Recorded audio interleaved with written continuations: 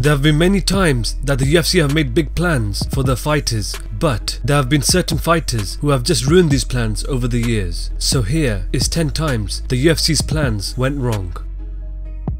Number 10. In 2010, Anthony Pettis defeated Benson Henderson by a unanimous decision at WEC 53 to become the new WEC lightweight champion of the world. When the WEC merged with the UFC, Anthony Pettis was set to make his UFC debut against Clay Guida at the Ultimate Fighter 13 finale. The UFC thought that Anthony Pettis would easily run through Clay Guida and would challenge for the title next. In the fight, Clay Guida repeatedly took Anthony Pettis down for all the 3 rounds to win the fight by a unanimous decision.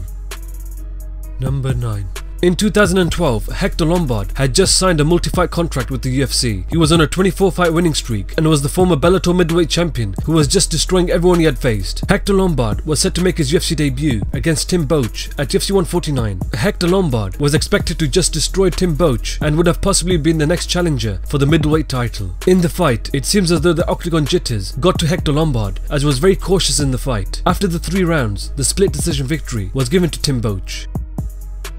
Number 8. Paige VanZant came into the UFC as one of the hottest prospects in the 115-pound division. She defeated Kaylin Curran by TKO in the first round at UFC Final 57 in her UFC debut. She next dominated Felice Herrig, winning the fight by a unanimous decision at UFC on Fox 15, and submitted Alex Chambers by an armbar in the 3rd round at UFC 191. With 3 great performances, some were even saying that she was closing in on a title shot against the UFC strawweight champion Joanna Jędrzejczyk. She was next scheduled to face top-ranked strawweight Rose Namajunas at UFC Final 80. In the fight, Rose Namajunas showed that she was just on another level, dominating the fight, where she sunk in a rear naked choke in the 5th round, forcing the tap.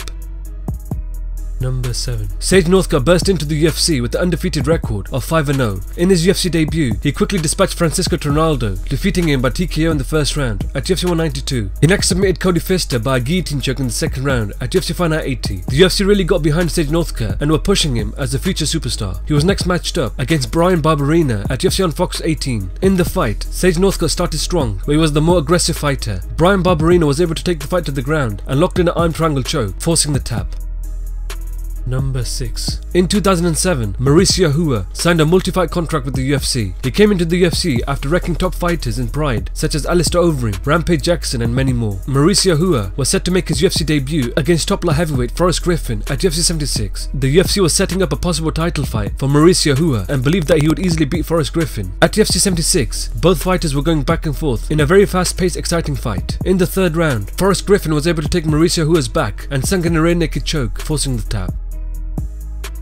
Number 5. Holly Holm had just knocked out dominant champion Ronda Rousey at UFC 193 to become the new UFC Women's Bantamweight Champion of the world. Ronda Rousey was on the sidelines, and the UFC had another undefeated champion who just became a big superstar. Holly Holm didn't want to wait for Ronda Rousey and wanted to remain active. She was quickly scheduled to face #1 contender at that time, Miesha Tate, at UFC 196. During the fight, it was a closely contested fight until the 5th round, where Miesha Tate made a shocking comeback and defeated Holly Holm by a rear naked choke, becoming the new UFC Women's Bantamweight Champion of the world. Number 4. In 2007, Mirko Cro Cop signed a multi-fight deal with the UFC. He came into the UFC as one of the most feared heavyweight strikers in Pride. He had just won the 2006 Pride Openweight Grand Prix tournament and had made quick work of Eddie Sanchez at UFC 67. His next fight was set to be against top heavyweight Gabriel Gonzaga at UFC 70. Many had thought that Mirko Cro Cop would breeze past Gabriel Gonzaga with ease, but that wasn't the case. During the fight, Gabriel Gonzaga knocked out Mirko Cro Cop by a vicious head kick, becoming the #1 contender for the UFC heavyweight title. Number 3. Nate Diaz stepped in for injured Rafael dos Anjos on 11 days notice to face Conor McGregor in the main event of UFC 196. Nate Diaz was so underestimated by the UFC that they were already planning Conor McGregor's next fight against then welterweight champion Robbie Lawler. They purposely chose Nate Diaz as they thought that he would be the best opponent to fight on short notice. In the fight, Nate Diaz weathered Conor McGregor's power punches, and in the 2nd round, he picked up the pace and landed a clean punch which stunned Conor McGregor. He chased Conor McGregor down and finished the fight by a rear naked choke. Number 2.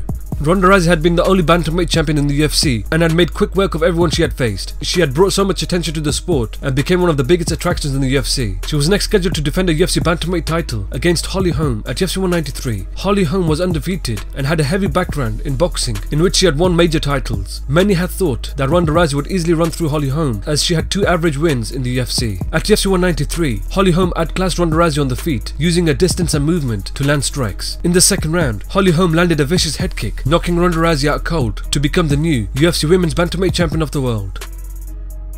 Number 1. Ronda Rousey was given a title shot against current UFC bantamweight champion Amanda Nunez after she had been the dominant champion in the bantamweight division, where she had defended her title 6 times. Ronda Rousey was coming into the fight with a year layoff, whereas Amanda Nunez had kept herself busy, where she had dominantly defeated Miesha Tate to become the new UFC bantamweight champion of the world. The UFC heavily promoted Ronda Rousey leading up to the fight, where it showed that they were favouring Ronda Rousey to win. Both fighters met at UFC 207, where in the fight, Amanda Nunez brutalized Ronda Rousey on the feet, throwing heavy bombs which had stunned Ronda Rousey early. Amanda Nunez chased Ronda Rousey down and threw a barrage of punches. After failing to defend herself, referee Herb Dean was forced to stop the fight, where Amanda Nunez successfully retained the title with a TKO victory.